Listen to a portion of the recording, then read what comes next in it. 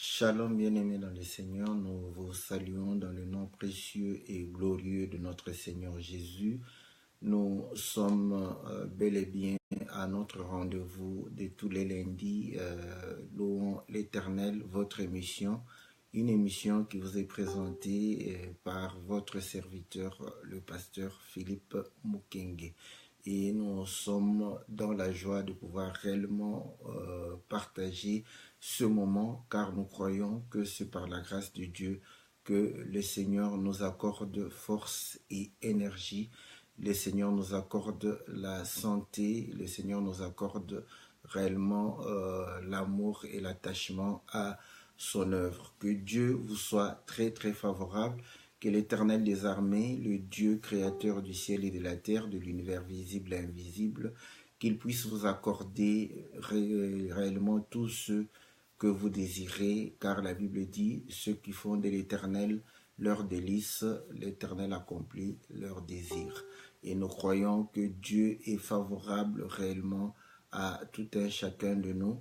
Voilà pourquoi nous vous saluons et nous croyons que la grâce de Dieu va pouvoir réellement abonder dans nos vies, dans nos cœurs, abonder réellement dans la vie de tous les jours pour que nous puissions réellement bénéficier de son assistance et de son accompagnement. Que Dieu puisse réellement assister nos projets, puisse accorder réellement la force à tous ceux qui travaillent, qu'il leur donne l'intelligence, qu'il leur donne réellement toute l'aptitude, qu'il puisse leur permettre de pouvoir récolter le fruit de leur travail. Car nous croyons que lorsque nous récoltons, nous participons à la bénédiction de l'Éternel. Que Dieu puisse réellement accorder sa grâce à tout un chacun de nous dans le nom puissant et glorieux de notre Seigneur Jésus. Donc, vous êtes en train de suivre votre émission Louons l'Éternel, une émission qui vous est présentée par votre humble serviteur, le pasteur Philippe Mukenge. Nous saluons tous les bien-aimés qui nous suivent en ce moment, la sœur Nadine, le bien-aimé Peter Apaka qui est en Afrique du Sud, le bien-aimé Dan Lukusa, nous saluons le bien-aimé Serge, n'est-ce pas? Que le Seigneur vous soit favorable, ainsi que tous ceux qui sont connectés et ceux qui vont se connecter et ceux qui pourront réellement nous voir en différé. Que le Seigneur vous soit très très favorable. Que Dieu puisse vous bénir. Et comme vous le savez, nous sommes dans l'émission Louons l'Éternel, une émission qui est basée sur l'analyse des cantiques, sur l'étude des cantiques. Et nous allons, au travers le cantique, partager la parole du Seigneur dans le but de pouvoir réellement nous commoder à ce que le Seigneur a recommandé. Il désire les vrais adorateurs, ceux qui adorent en esprit et en vérité. Et nous comprenons que lorsque nous connaissons le Dieu que nous adorons, c'est à ce moment-là que notre adoration ne viendra pas des hommes, mais l'adoration viendra de Dieu. Ainsi, le véritable juif, celui dont le cœur est circoncis par le Seigneur, c'est-à-dire le cœur est débarrassé de la pensée humaine, à ce moment-là, celui-là a le cœur plein, n'est-ce pas, de la parole, de la pensée du Seigneur, et ainsi il peut adorer Dieu, n'est-ce pas, dans la volonté de Dieu. Voilà pourquoi nous faisons cette émission dans le but de pouvoir s'entraider. Lorsque vous chantez, lorsque vous louez ou adorez Dieu, que vous puissiez réellement le faire dans sa pensée, dans sa volonté. C'est le but de l'émission. Et nous nous sommes décidés de pouvoir parcourir les cantiques des bien-aimés, des saints qui y ont chanté et de pouvoir réellement expliquer ces cantiques. Nous sommes dans le cantique de notre bien-aimé, le frère Michel Manassé. Donc, que le Seigneur le bénisse. Bon, moi, j'ai intitulé ce cantique « Garde-moi ». Donc, je ne sais pas comment lui, il a intitulé cela. Donc, voilà, et là, il parle de pouvoir réellement à la fois avoir la vertu, à la vertu, avoir la science, à la science, la tempérance à la tempérance, la patience à la patience, la piété à la piété, l'amour fraternel à l'amour fraternel, la charité. Et par principe de l'émission, nous allons passer un morceau de cantique parce que c'est louant l'Éternel. Et sur base de ce morceau, nous allons pouvoir réellement comment parler, n'est-ce pas? Aujourd'hui, on va essayer de parler de l'amour fraternel et de la charité, parce que nous avions évoqué les autres éléments, n'est-ce pas, du cantique. Que le Seigneur vous soit favorable, que le Seigneur vous bénisse. Nous allons sans plus tarder, n'est-ce pas, écouter le morceau de cantique, et après quoi nous allons revenir dans notre studio virtuel pour pouvoir communier par rapport à la parole de Dieu. Que Dieu vous soit favorable, que Dieu vous bénisse dans le nom puissant et glorieux de notre Seigneur Jésus. Amen. La parole de Dieu, plein de jamais me suffit. Dans la parole, il y a la nourriture et le vêtement. La parole de Dieu, plein de jamais me suffit. C'est plus facile que le ciel de la terre passer. Mais la parole ne passera point. Comme moi je le sais, la foi est là, je ne passerai point. Oh, oh, oh. Gardez-moi des discours en plein de vanité. Oh. La parole de Dieu est plein de jamais me suffit. Dans la parole, il y a la nourriture et le vêtement. La parole de Dieu, plein de jamais me suffit. Oh, oh, oh. Je ne fais que toi, Seigneur, gardez-moi. Je ne fais que toi, Seigneur, gardez-moi. Je ne fais que toi, Seigneur, gardez-moi. Je à ma foi la vertu, en la vertu, la science, en la science, et la tempérance, en la tempérance, la patience, en la patience, la piété, en la piété. L'amour fraternel, à l'amour fraternel, la charité, oh, parce que je suis un arbre qui doit produire des bons fruits. Oh, oh,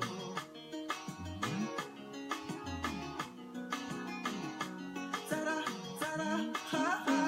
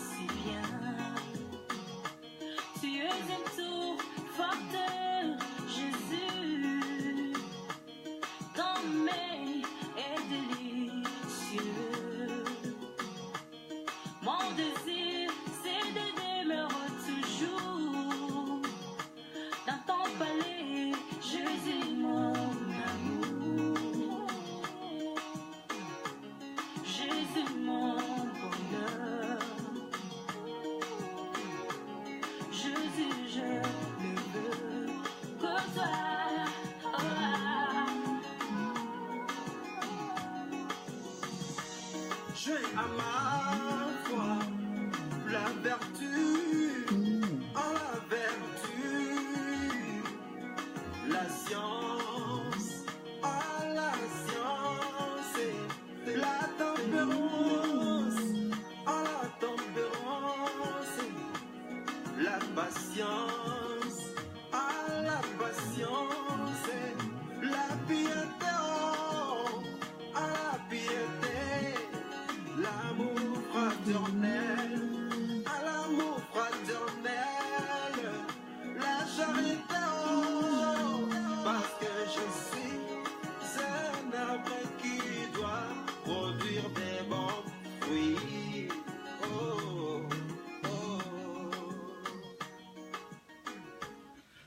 Voilà, bien-aimés dans le Seigneur, nous venons de suivre le cantique de notre bien-aimé Michel Manassé, que le Seigneur le bénisse là où il est.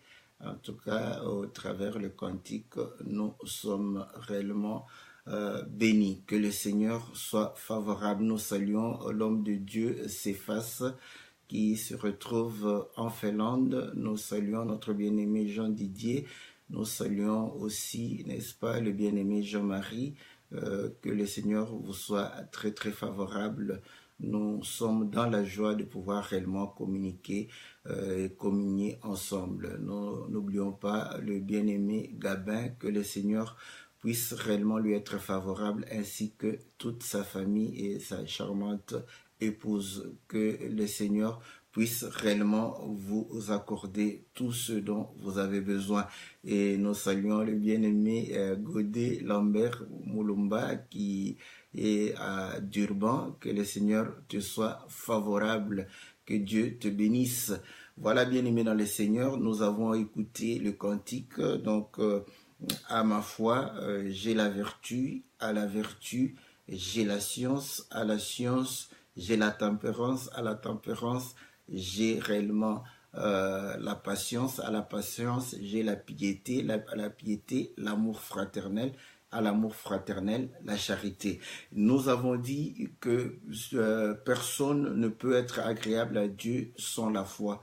Donc Dieu agrée ceux qui ont cru. Si tu n'as pas cru, Dieu ne pourra pas t'agréer. Voilà pourquoi la foi est le fondement même de notre croyance. Donc tout commence par la foi. Voilà pourquoi le Seigneur dit: allez prêcher dans toutes les nations et faites de toutes les nations mes disciples. Ceux qui croiront, n'est-ce pas, seront baptisés et seront sauvés. Donc nous comprenons que le salut commence par la foi. Et la Bible dit: comment peux-tu croire si tu n'as pas entendu? Donc le salut passe par l'écoute. Et l'écoute est lié à la prédication. Le Seigneur a mis réellement le chemin, n'est-ce pas, la voie du salut au travers la prédication. Voilà pourquoi nous insistons afin que vous puissiez comprendre que nous avons deux sortes de pouvoir, de prédication, d'enseignement. Donc, vous allez comprendre que Paul dit que le Seigneur a voulu que nous puissions être sauvés au travers la prédication de la croix. C'est important parce qu'il s'est fait quelque chose d'important à la croix, où lorsque le Seigneur a réellement rendu l'âme, vous allez comprendre que le voile du temple s'est déchiré du haut jusqu'en bas. Pourquoi le voile s'est déchiré de haut jusqu'en bas? Afin que la gloire de Dieu qui était cachée dans le lieu très saint soit accessible au peuple. Or, nous comprenons que lorsque Moïse alla, n'est-ce pas, au devant de Dieu, il va pouvoir réellement contempler la face de Dieu et la face de Dieu va manifester la gloire sur sa face. Et lorsque Moïse arriva devant le peuple, Moïse jeta le voile devant le peuple pour démontrer que la parole qu'il était en train de leur annoncer était réellement une parole qui voilait leur visage afin qu'ils ne voient pas la gloire de Dieu. Donc nous avons compris que Moïse, il n'a fait que envelopper, couvrir Dieu afin que le peuple ne voie pas. Et le Seigneur, lorsqu'il vient, parce qu'il a dit, l'heure vient où les morts entendront la voix du Fils de l'homme. Voilà pourquoi dans Matthieu 27, lorsque le Seigneur cria, le voile se déchira, les sépulcres s'ouvrirent, les morts qui étaient dedans vont pouvoir ressusciter parce que l'écriture s'accomplit. Les morts ont entendu la voix du Fils de l'homme et ils sont ressuscités des morts. Et ils sont sortis des sépulcres lorsque le Seigneur est sorti du tombeau pour témoigner qu'ils ont entendu la voix. Donc nous comprenons que lorsque le Seigneur fait entendre sa voix, le voile est déchiré. À ce moment, nous voyons la gloire et la vie nous est accordée. Écoutez, vous allez comprendre que le Seigneur, la Bible dit que lorsqu'ils lisent l'Ancien Testament, un voile est jeté, ce voile disparaît en Christ Jésus. Voilà la foi. La foi vient de la parole de Christ. Ce n'est pas en vain que la Bible dit que c'est la parole de Christ, parce que la parole de Christ ôte le voile. La parole de Christ, c'est l'explication, n'est-ce pas, de la parabole, de l'énigme de Proverbe. C'est réellement la sagesse qui est cachée devant les sages et les intelligents de ce monde. Donc nous comprenons que la foi vient lorsque on a la lumière de la parole. C'est ainsi que nous aurons la foi. Voilà pourquoi au commencement le Seigneur dit que la lumière soit et la lumière fut, et la Bible dit que le Seigneur fait briller sa lumière dans nos cœurs, parce que nos cœurs sont réellement dans les ténèbres et il faut que cette lumière puisse éclairer. La lumière est dans la parole. Au commencement était la parole était avec Dieu, la parole était Dieu. En elle était la vie et cette vie est la lumière des hommes. Donc nous comprenons que pour avoir la lumière, c'est de pouvoir réellement sonder la parole du Seigneur. C'est dans la parole. Et le Seigneur dit, si vous demeurez dans ma parole, vous connaîtrez la vérité. Donc nous comprenons qu'il faudrait encore connaître la vérité lorsqu'on garde la parole du Seigneur. C'est ça la foi, et lorsque nous avons la foi, vous allez comprendre que nous devons manifester réellement cette envie de pouvoir garder la parole. C'est là la vertu. La vertu, c'est le fait de pouvoir réellement garder la parole, se conformer à la parole de Dieu. Donc, nous comprenons que cette envie, n'est-ce pas, nous permet de pouvoir réellement considérer la parole de Dieu comme étant quelque chose de précieux. Le Seigneur dira que le royaume du ciel est semblable à quelqu'un qui va pouvoir réellement découvrir, n'est-ce pas, un champ dans lequel il y avait véritablement un grand trésor. Il va aller vendre ce qu'il avait pour pouvoir acheter ce champ, parce qu'il a le désir de pouvoir réellement posséder ces choses. C'est ça la vertu, et ça te donne l'envie de pouvoir garder la parole de Dieu, l'envie de pouvoir être un dépôt. La vertu fait que nous soyons un dépôt de Dieu, afin que Dieu puisse déposer, comme la Bible le dit, je crois dans le livre de Corinthiens, que nous sommes des vases de terre dans lequel Dieu a placé ses trésors. Donc vous voyez, c'est ça véritablement, et nous avons compris que pour que nous pouvons être un dépôt, mais si le dépôt est vide, donc ça ne servira à rien. Voilà pourquoi il faut la science. La science, n'est-ce pas, va pouvoir réellement apporter, n'est-ce pas, le contenu dans le dépôt que nous sommes. C'est ainsi Paul disait à Timothée, garde le dépôt. Donc vous voyez, parce qu'il a déposé, n'est-ce pas, la sagesse de Dieu, il a déposé la connaissance. Et vous allez comprendre que la science ouvre les sépulcres, la science délivre. Mon peuple meurt par manque de connaissances, par manque de science.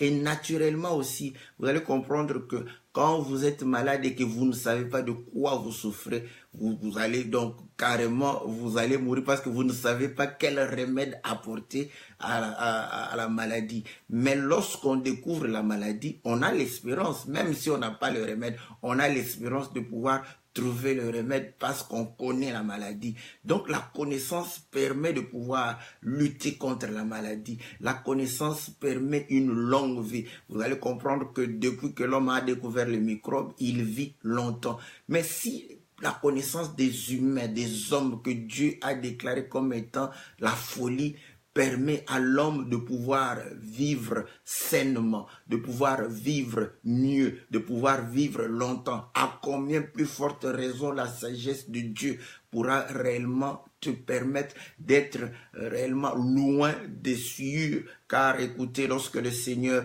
était parmi les hommes qui péchaient, les pécheurs, on lui a posé la question, pourquoi il aime bien être au milieu des pécheurs? Il dit, je suis un médecin.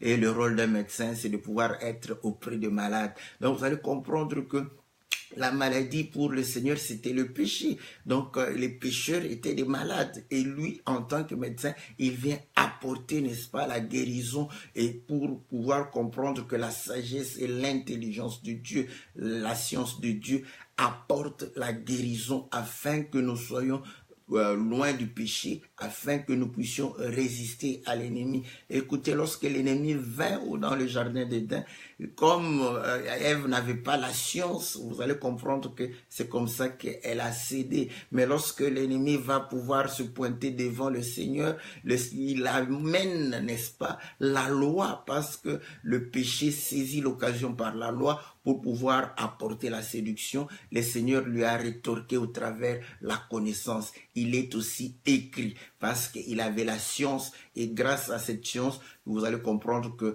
nous allons résister à l'ennemi. Et nous avons compris que la science élève. Voilà pourquoi Joseph a été élevé, parce qu'il avait la science, n'est-ce pas, de pouvoir réellement apporter la lumière sur les songes, sur les visions des gens. Or, vous allez comprendre que Daniel aussi fut élevé, et nous avons compris que la science élève quelqu'un, la science donne réellement de la gloire à quelqu'un, et comme le Seigneur n'aime pas à donner la gloire à la chair, c'est ainsi que nous avions dit, si la science n'est pas accompagnée de la tempérance, nous allons directement à l'orgueil. Voilà pourquoi 1 Corinthiens chapitre 8 nous parle de la science, de la connaissance qui enfle, de la connaissance qui amène à l'orgueil, parce que c'est une connaissance qui n'est pas accompagnée de la tempérance. Cette connaissance, vous allez comprendre que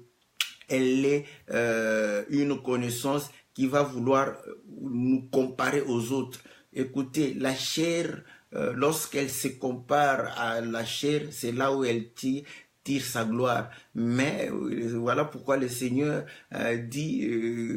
exhorte de ne pas avoir une opinion haute sur les autres. C'est ainsi que dans 1 Corinthiens chapitre 8, on était en train d'exhorter ceux qui n'avaient pas beaucoup de foi de pouvoir comprendre que les viandes sacrifiées aux idoles ne pouvaient rien faire dans leur vie. Et ceux qui avaient la foi se disaient que, bon, voyez, vous n'avez pas la foi. Ils se considéraient plus élevés.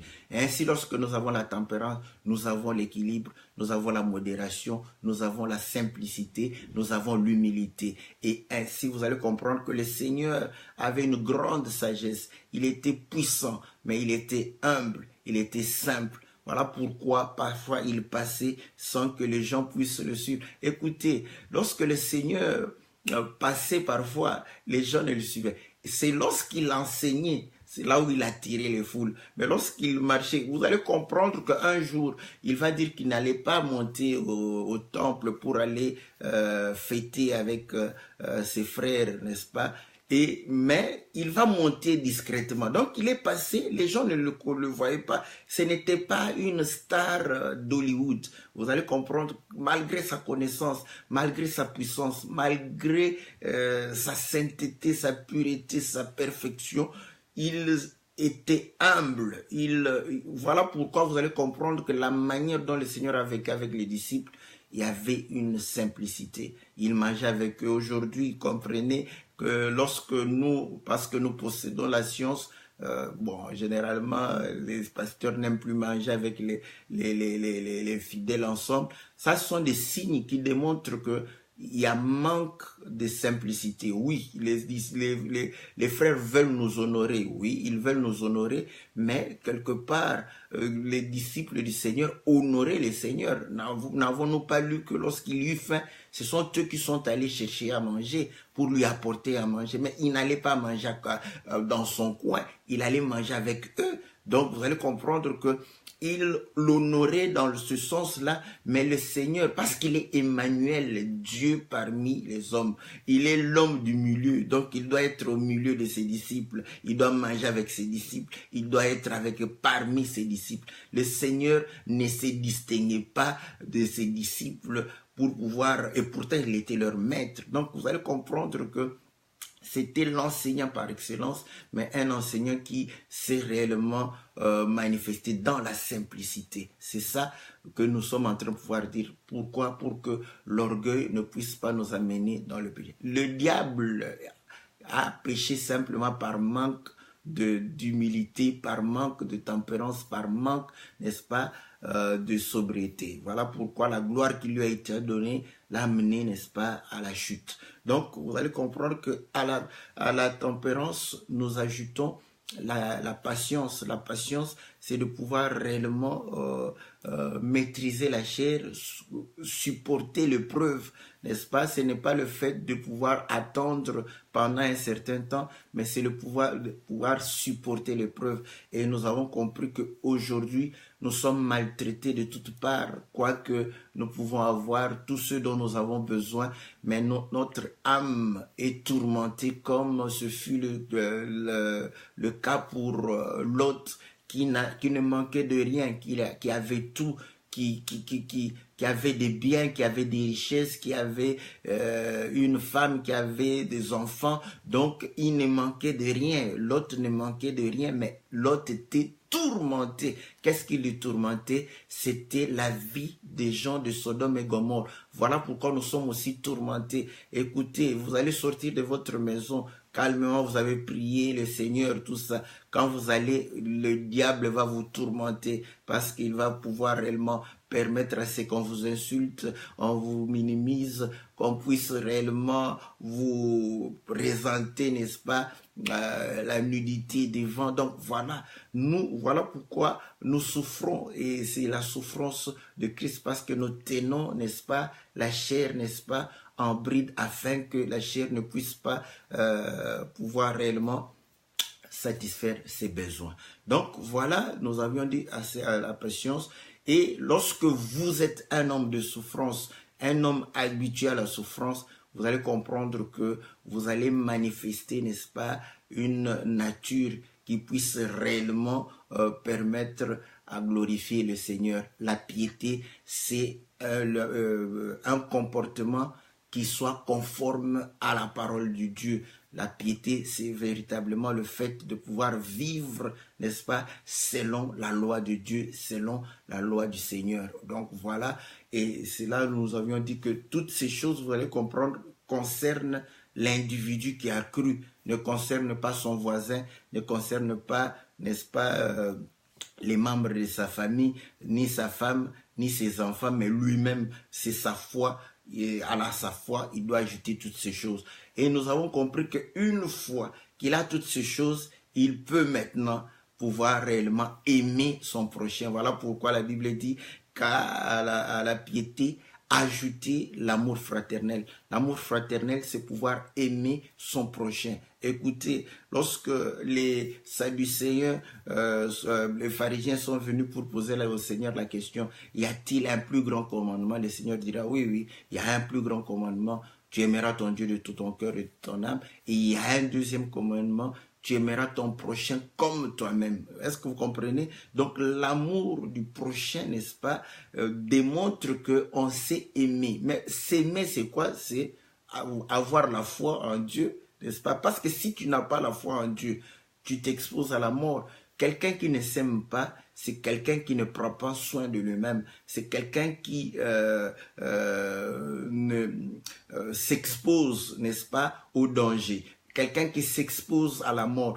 Écoutez, si vous voyez quelqu'un en train de pouvoir s'exposer à la mort, vous allez vous dire que mais cet homme, il ne s'aime pas. Pourquoi il s'expose à la mort? Donc, or, la mort, c'est le salaire du péché. Donc, si vous ne croyez pas, vous ne vous aimez pas. Donc, les gens croient que c'est ça le véritable amour. Quelqu'un qui s'aime, c'est celui qui croit à la parole. Quelqu'un qui s'aime, c'est celui qui va prendre soin de lui-même. Et nous avons compris que les choses que nous ajoutons à la foi, c'est pour prendre soin de nous-mêmes afin de pouvoir réellement manifester une nature qui puisse nous permettre, n'est-ce pas, de pouvoir manifester la vie. Et nous avons compris que, effectivement, quand tu as la foi, quand tu t'aimes, tu peux aimer quelqu'un d'autre. Si tu ne t'aimes pas, tu ne pourras pas aimer. Voilà pourquoi nous disons qu'un païen ne peut pas aimer son prochain. Mais c'est lui qui a l'amour. Nous avons l'amour de la part du Seigneur. Et le Seigneur dit, ce n'est pas vous qui m'avez aimé, c'est moi qui vous ai aimé le premier. N'est-ce pas? Donc, nous comprenons que lorsque le Seigneur nous aime, il nous donne l'amour afin que nous puissions aimer, n'est-ce pas? Nous aimons les autres parce que nous nous aimons nous-mêmes. Et ainsi, vous allez comprendre que si tu t'aimes, tu pourras aimer l'autre.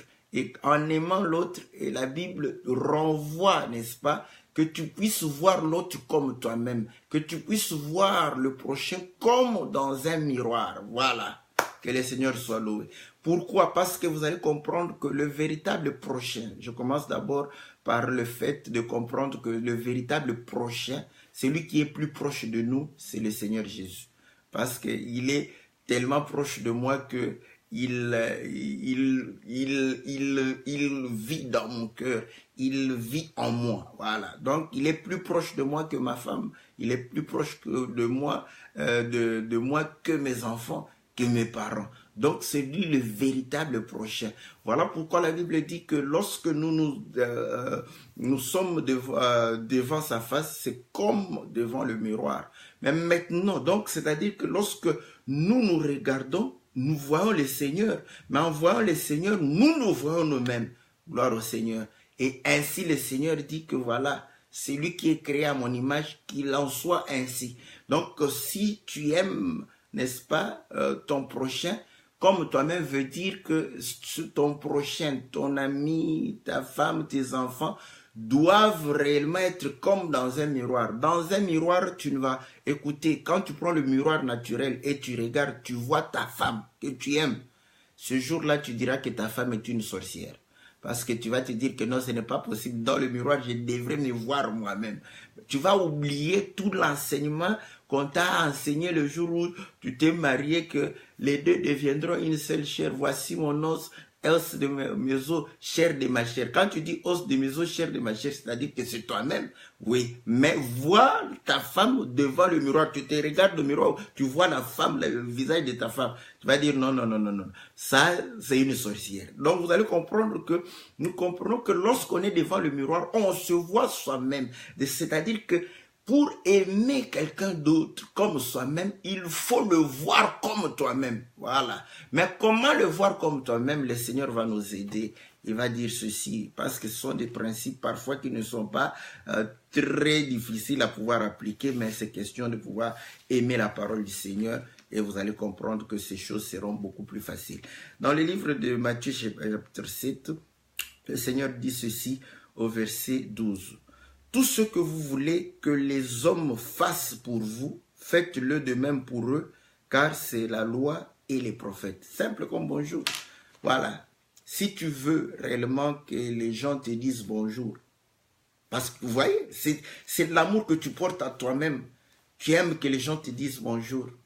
Le Seigneur dit voilà, parce que tu aimes que les gens te disent bonjour, dis-leur bonjour.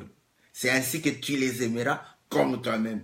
Si tu veux que les gens puissent réellement te respecter, voyez, en fait, vous allez comprendre que c'est vraiment l'amour de soi. C'est simple. S'aimer soi-même, je crois qu'on ne va pas t'exhorter midi à 14 heures pour t'apprendre à s'aimer soi-même. Mais le problème, si on ne te l'explique pas par rapport à la parole de Dieu, tu vas comprendre que il est difficile pour toi d'aimer, n'est-ce pas? Les choses de Dieu doivent se comprendre par rapport à la parole de Dieu. S'aimer soi-même, c'est quelque chose de naturel, n'est-ce pas? Voilà, le Seigneur démontre, si tu veux être respecté, donc c'est l'amour de soi. Moi, j'aime que je sois respecté.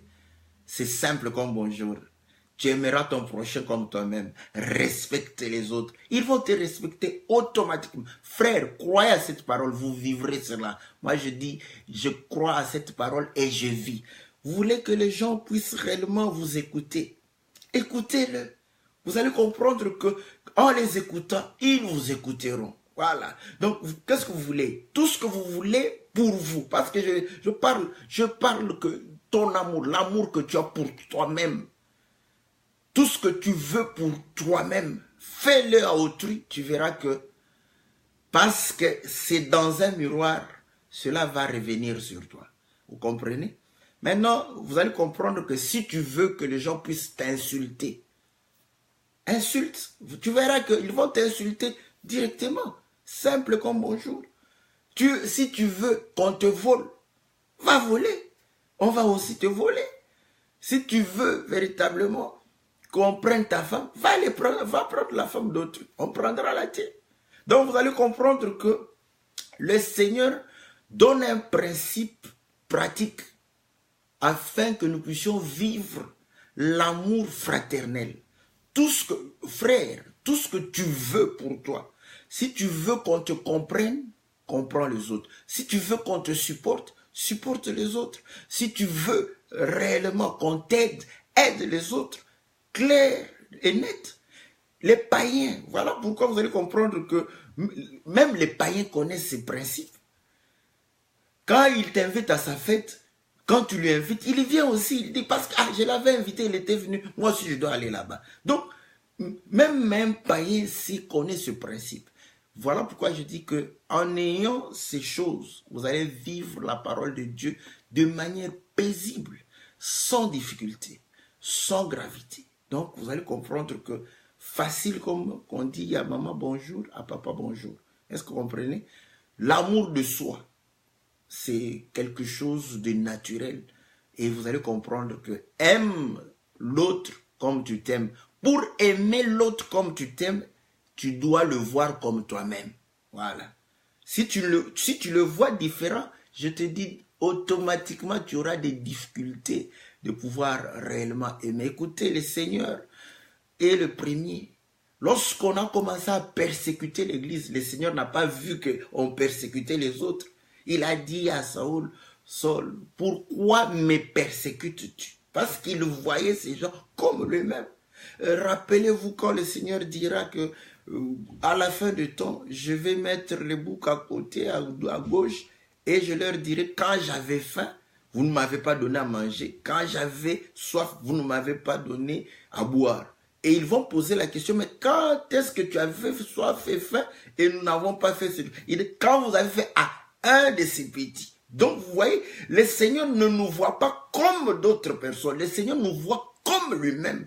C'est comme ça que Paul va pouvoir dire, nous sommes les membres du corps de Christ. Donc voilà pourquoi vous allez comprendre que la fraternité est dans le corps. Voilà, vous voyez pourquoi Israël s'aimait, parce qu'il se considère comme étant corps de Jacob. Frère, si nous avons ces principes, considérant que non, chacun de nous est membre d'un même corps, vous allez comprendre que ça sera difficile de pouvoir réellement faire du mal à autrui. Je ne peux pas parler de mon propre mal à des gens. C'est impossible. Voilà. Maintenant, quand tu parles du mal de ton frère, je me demande, est-ce que tu le considères comme toi-même? Donc là, bon, comme on parle en français, c'est mon frère. Mais non, en français, c'est ton frère. Mais selon le langage du Seigneur, il n'est pas ton frère. Parce que ton frère, c'est toi-même, c'est ta chair. Ton frère, c'est ton os. Ton frère, c'est ton corps. Voilà l'amour fraternel. Donc, vous allez comprendre que lorsque nous aimons ainsi les autres, nous démontrons, n'est-ce pas, l'amour du Seigneur. Et il va pouvoir dire qu'à l'amour fraternel, ajouter la charité. Mais la charité vient comme à la fin. Mais le Seigneur dit qu'il est l'alpha et l'oméga. Vous allez comprendre qu'en réalité, la charité, c'était aussi au commencement. La Bible dit que car Dieu a tant aimé le monde qu'il a donné son Fils. Donc, vous allez comprendre que le Fils a été donné sur base de l'amour de Dieu. Afin que quiconque croit, afin que nous ayons la foi. Notre foi est basée sur l'amour de Dieu. Or, vous comprenez que ça, c'est l'amour de Dieu, Dieu envers nous. Mais pour que nous aussi, nous puissions retourner à Dieu, nous devons lui retourner l'amour qu'il a pour nous. Voilà. C'est là où vous allez comprendre qu'on va succéder la foi, parce que nous avons cru, Dieu nous a aimés. Voilà pourquoi quand Dieu t'aime, il se révèle à toi. Quand il ne t'aime pas, il va pouvoir réellement rester mystérieux. Je prends Samson. Samson a gardé le secret. La femme lui a dit que tu ne m'aimes pas. Non pas parce que Samson ne lui donnait pas à manger ou ne lui achetait pas des vêtements. Tout ce qu'elle demandait, Samson donnait. Mais sauf le secret, n'est-ce pas, de son cœur. Elle a compris que non. Si il y a le secret entre toi et moi, c'est qu'il n'y a pas d'amour. Donc, vous allez comprendre que lorsque Dieu nous aime, il se révèle à nous. Il vient, il nous donne réellement la lumière pour que nous puissions le connaître, avoir la foi. Donc, nous avons la foi parce que Dieu nous a aimés. Et vous allez comprendre que maintenant, comme le Seigneur dit que c'est moi qui vous ai aimé en premier, donc nous devons aimer en retour Dieu. Et ainsi, la charité vient comme le lien de la perfection. Donc, lorsque vous atteignez, n'est-ce pas, la charité, vous allez comprendre que en réalité, la charité contient tous les éléments que nous avons cités là-bas. Nous allons lire les Écritures, vous allez voir que c'est noir sur blanc, que la charité, n'est-ce pas, contient tous ces éléments. Nous lisons dans le livre de 1 Corinthiens au chapitre 13, la Bible dit ceci.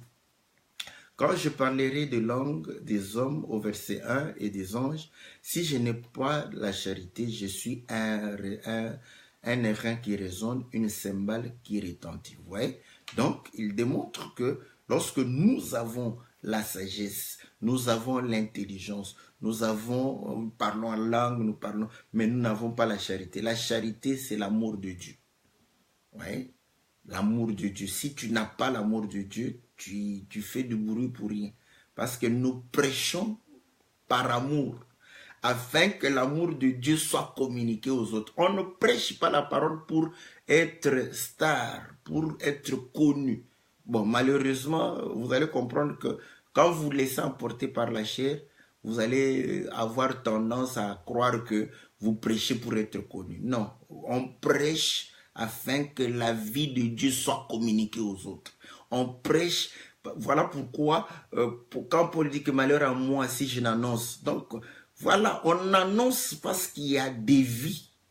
Quand le Seigneur regardait le peuple, il avait compassion. Le Seigneur ne prêchait pas parce qu'il avait envie qu'on le connaisse, non. Il avait compassion, il se disait, non, ce peuple est comme des brebis qui errent, comme des brebis qui chancellent. Je dois leur donner la vie. C'est par amour. Voilà. Donc, par amour, nous devons prêcher. Si tu ne prêches pas par amour, voilà pourquoi la Bible dit que ceux qui prêchent par envie, par motif impur, par fraude, sont des serviteurs de ventre. Oui. Donc, on sera comme des raisins qui résonnent, qui retentissent pour rien, qui font de bruit pour rien. Oui. Donc, vous comprendrez que vide. Donc, qu'est-ce que vous allez donner? Vous-même, vous êtes vide. Donc, vous ne donnez que l'orgueil de la chair. Voilà pourquoi ceux qui vont vous écouter vont manifester aussi l'orgueil de la chair. Écoutez, donc, il dit, quand j'aurai le don de prophétie, la science de tous les mystères, de toute la connaissance, quand j'aurai même toute la foi jusqu'à transporter des montagnes, si je n'ai pas la charité, je ne suis rien. Vous voyez? Parce que vous allez comprendre qu'il y a des païens qui sont convaincus de ce qu'ils font. Vous voyez? Mais ils n'ont pas l'amour de Dieu. Ils ne sont rien. Donc vous allez comprendre que tout ceci, sans l'amour de Dieu, sans aimer Dieu, c'est rien. Voilà pourquoi le Seigneur dit que le premier commandement, c'est l'amour de Dieu. C'est aimer Dieu de tout son cœur, de toute son âme, de toutes ses forces. Lorsqu'on aime Dieu, tout ce qu'on fait, on le fait pour le Seigneur. Donc vous allez comprendre qu'à ce moment-là, il va donner sens à tout ce que nous faisons. Salomon nous a dit que tout est vanité et poursuite de vent. Tout est vanité et poursuite de vent. Mais qui vient apporter de la valeur dans ce que nous faisons? C'est Dieu. C'est lorsque nous nous attachons à Dieu et que nous faisons les choses pour Dieu. C'est alors que ce que nous faisons a de la valeur. Frère, il a dit que je peux distribuer les biens. C'est pourquoi j'ai toujours aimé Bernard Kouchner, n'est-ce pas? Qui a distribué des biens, tout ça. Mais il le fait pourquoi? Humanitaire, du but humanitaire. Voilà. Donc c'est rien. Tu peux distribuer, mais si c'est juste pour le besoin de la chair, c'est rien.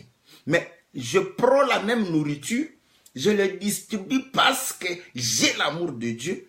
Vous voyez que cet acte prend de la valeur. Non pas parce que je le fais, mais parce que c'est Dieu qui me pousse à pouvoir le faire. Donc vous allez comprendre que tout ce que nous faisons sans Dieu perd de la valeur, devient vanité. Voilà pourquoi il faut le faire par amour de Dieu. Si tu rends visite à quelqu'un, c'est par amour de Dieu. Si tu soutiens quelqu'un, par amour de Dieu. Parce que tu aimes Dieu, c'est comme ça que tu le fais. Donc vous allez comprendre que la Bible est en train de pouvoir démontrer toutes ces choses. Il dit, et quand je distribuerai tous mes biens pour la nourriture des pauvres, pour être, quand je livrerai même mon corps pour être brûlé, si je n'ai pas la charité, cela ne me sert à rien. Ah, voilà. J'aime ça. Vous voyez, de temps en temps, quand je dis que Jésus ne fut pas le premier à mourir pour les autres, parce que les gens croient que Jésus-Christ fut le premier à mourir pour les autres. C'est faux. Tous les soldats des armées des nations mouraient pour qui? Pour les autres. Jusqu'aujourd'hui, les soldats meurent pour qui? Vous croyez qu'ils meurent pour eux-mêmes? Ils meurent pour les autres. Mais ils meurent pour les autres sans la charité. Voilà pourquoi c'est rien. Mais si le Seigneur est mort, c'est par amour. L'amour de Dieu a voulu que, car Dieu a aimé le monde, il a donné. Voilà pourquoi il va mourir, parce que c'était l'amour du Père. Ainsi, vous allez comprendre que sa mort devient quelque chose. C'est là où il dit que l'amour, le plus grand amour, c'est donner sa vie à ses amis. Mais s'il était mort comme n'importe quel autre soldat, ça aurait servi à rien. Voilà pourquoi les soldats meurent pour eux, ils disent c'est pour l'amour de la patrie. Pas pour l'amour de Dieu. Ils meurent pour l'amour de la patrie. Ça ne sert à rien. Voilà pourquoi la Bible dit que même si je meurs, ça ne me servira à rien. Écoutez, maintenant, il dit, la charité, n'est-ce pas, est patiente. Vous voyez? La patience est dans la charité. Elle est pleine de bonté. La charité n'est point envieuse. Donc, il y a de la tempérance. La charité ne se vante point. Elle ne s'enfle point d'orgueil. Nous avons expliqué la tempérance. Tout ça est dans la charité. Elle ne fait rien de malhonnête, elle ne cherche point son intérêt, elle ne s'irrite point, elle ne soupçonne point le mal, elle ne se réjouit point de l'injustice, mais elle se réjouit de la vérité, elle excuse tout, elle croit tout, elle espère tout, elle supporte tout, la charité ne périt point. Donc vous allez comprendre que la charité, vous voyez, contient toutes ces choses-là, l'amour de Dieu. Voilà pourquoi le Seigneur dit, si tu aimes Dieu, tu vas accomplir sa parole. Or, Dieu se retrouve dans le prochain, car il a été créé à l'image de Dieu. Donc, nous comprenons que l'amour de Dieu, n'est-ce pas, va nous permettre de pouvoir accomplir toute la parole, pouvoir réellement respecter la parole et être comme Dieu. Afin que lorsqu'on va pouvoir nous juger, nous soyons irréprochables, irrépréhensibles, non pas par notre propre force, c'est parce que nous aimons. L'amour est plus fort que la mort. L'amour, n'est-ce pas, renverse tout. Voilà pourquoi nous disons que lorsque vous aimez tel que Dieu nous aime, vous allez comprendre que vous allez vivre dans la joie et vous allez vivre réellement le royaume sur la terre. Bien-aimés dans le Seigneur, voilà ce que nous avions en peu de mots, n'est-ce pas, à pouvoir réellement partager sur ce cantique. Je sais qu'il était en train de pouvoir parler parce que dans tout ça, il va pouvoir démontrer que le Seigneur puisse le préserver des discours pleins de vanité. Il veut demeurer dans la maison du Seigneur, mais pour demeurer dans la maison du Seigneur, il faudrait réellement avoir l'amour du Seigneur et ainsi on va demeurer dans la maison du Seigneur. Voilà, bien aimés, nous mettons un point virgule ici parce que nous avons aussi d'autres choses à pouvoir faire. Aujourd'hui, on ne va pas être très longtemps. Nous saluons nos bien-aimés de Paris, la sœur Simone, que le Seigneur te bénisse, le bien-aimé Cabo, que Dieu te bénisse aussi. Donc voilà, tous ceux qui nous ont rejoints, tous ceux qui étaient avec nous, n'est-ce pas? Nous vous saluons dans le nom précieux et glorieux de notre Seigneur Jésus. Par la grâce de Dieu, nous allons nous retrouver mercredi pour répondre à des questions. Nous avons une série de questions que notre bien-aimé Jean, n'est-ce pas, du Canada nous a envoyées. Que Dieu le bénisse. Et nous avons aussi d'autres questions, j'espère que des frères nous ont posées. Je vais pouvoir réellement voir afin de pouvoir voir si j'ai répondu à ces questions. Sinon, rappelez-nous, n'est-ce pas, si on n'a pas encore répondu à votre question, afin de pouvoir répondre à votre question et que vous puissiez avoir la lumière. Je réponds avec la grâce que le Seigneur m'a accordée, n'est-ce pas? Donc, si vous avez besoin parfois de profondeur, des grandes révélations, bon, ce n'est pas tellement ma grâce. Moi, j'aime une révélation qui m'amène à pouvoir me comporter comme Dieu. J'aime les profondeurs qui m'apportent la nature de Dieu. Je n'aime pas tellement des profondeurs qui gonflent ma tête simplement, mais j'aime des choses qui puissent être palpables, pratiques dans ma vie, afin que je puisse les vivre, afin que je puisse réellement devenir parole. Que le Seigneur vous soit favorable, c'est ma grâce. Et il y a d'autres bien-aimés, n'est-ce pas, qui peuvent les développer, n'est-ce pas, afin de pouvoir apporter d'autres dimensions. Que Dieu vous soit favorable. Nous nous retrouvons le mercredi dans l'émission que la Bible parle et le lundi dans l'émission Louant l'Éternel. Que le Seigneur puisse vous accorder ce dont vous avez besoin, qu'il apporte la guérison, qu'il donne la délivrance à ceux qui sont réellement dans la détresse. Nous prions ainsi dans le nom puissant et glorieux de notre Seigneur Jésus. Amen.